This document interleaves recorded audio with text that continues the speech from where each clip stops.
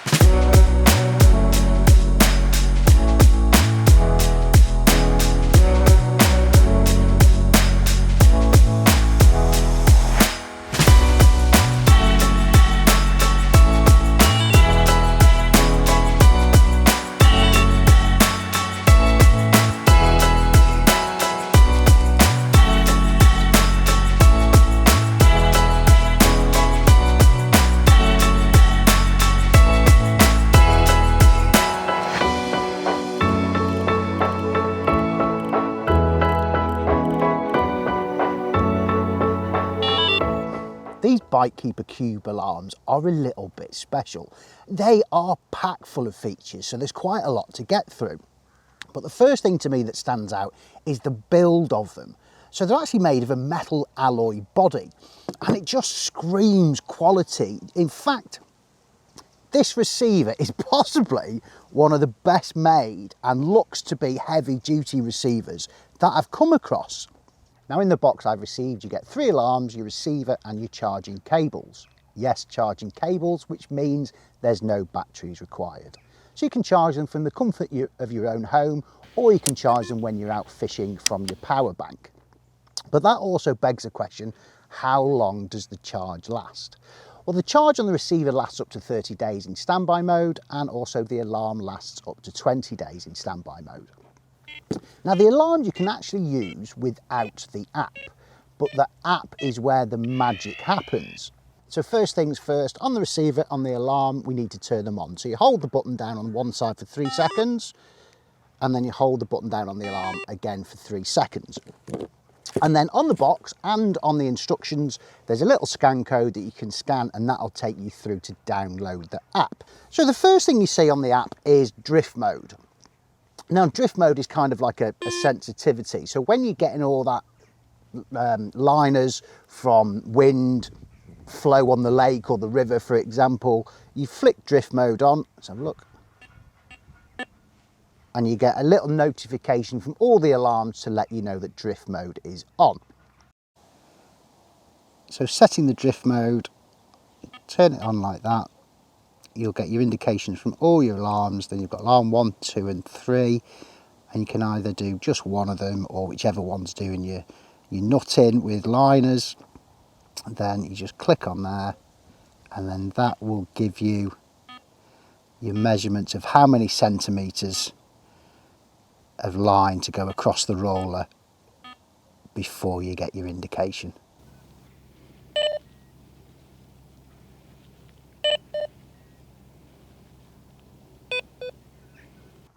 So let's turn that off, and that gives you notification again that drift mode is off.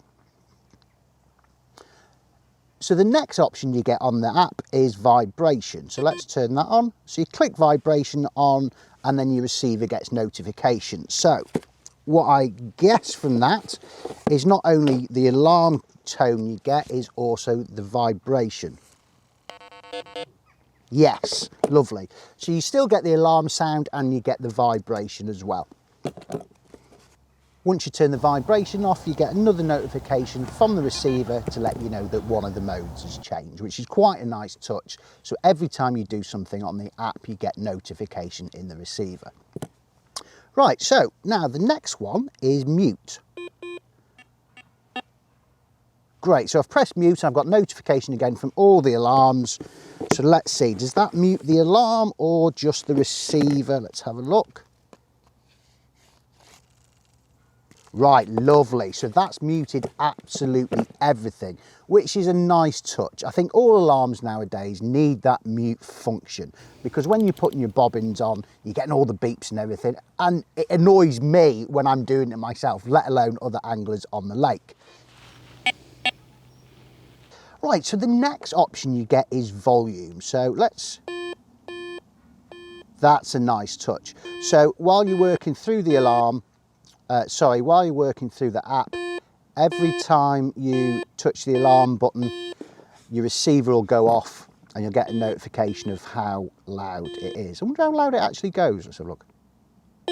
Oh, that's loud. Known about, let's just try it. Yeah, that's nice and loud. I think I'd use that if I was on a lake and I wanted everyone to know I was catching. I'd crank the volume right up. So now on the app, you've got the individual settings for each alarm. So let's go alarm 1. Let's have a look. So again, you've got the volume. There we go. And what that does, that changes the volume level on the alarms and not the receiver. Okay, then we've got custom audio. Right, so while you're doing the custom audio, make sure the volume on your phone is up. Right, so that's cool. We'll choose crystal chime. Let's go back. So you've got sound 1, so that'll be for your run if you like. And then you can click on sound 2. Click custom. Let's do pure echo and save. Remember to press the save button. There we go. And then you get an indication from the alarm that sound 2 has changed and sound 1 is changed. So sound 1 and sound 2. So that's for a run and drop back. So you can have them the same, or if you need to know that you get a drop back, you've got an alternative audio where you can change that sound. Right, so the next option on the app with the individual alarms is sensitivity. There we go. Right, so maximum sensitivity, so for every 1 millimetre of movement, you'll get an indication on your alarm. And that goes from 1 mil to 3 mil, all the way up to 90 mil. So again, from the app, yeah, we like that. We like that. Again, for your windy scenarios, I suppose you could combine that with the drift mode and that would work perfectly in windy conditions. So the next one on the app is light mode. So let's have a look. You've got red, green, yellow, blue, purple, or like a rainbow colour. Oh, and that's, you can choose your individual colours and you can actually grade it yourself, which is nice. So let's have a look. So you press the red one and your indicator will go red. Press the green. Yes, so again, that's really, really good mechanics on things. So for every option you press on the app, your indicator will do some form of notification. Colour should we go? Do you know what? I'll go red because that's more of a universal colour. Right, so once that's on, that's alarm 1. And then you can do it again for each individual alarms. And I did say within the app, that's where the magic happens. So in the app, you also have a history of what happens with the alarms. So let's grab this one. So this will be, there we go, lots of noise.